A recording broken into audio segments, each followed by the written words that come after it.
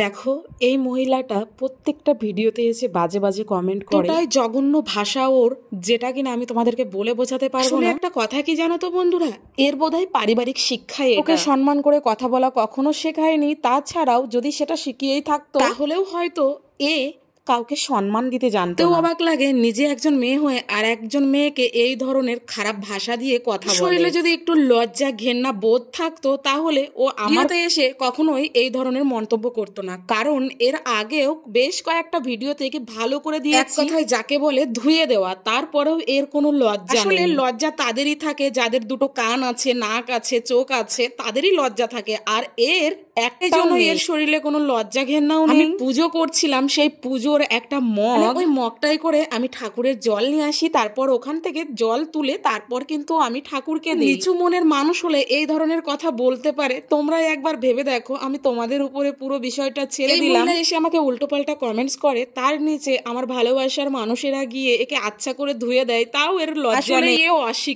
অশিক্ষিত না হলে একটা বানানো কখনো দেখলাম না ঠিকঠাক করে লিখতে পারে। কথা বলতে ভাবি এর বাড়ির মানুষ এর তাড়নায় কিভাবে রয়েছে। যাই হোক, একে আমি একটা কথা বলতে চাই, মানে আমার পুজোর ভিডিওর নিচে এসে এই ধরনের বাজে কথা আর বলবি না। তোর যদি ভালো না লাগে তুই আমার ভিডিওগুলো দেখবি, আমার ভিডিওগুলো ইগনোর করিস।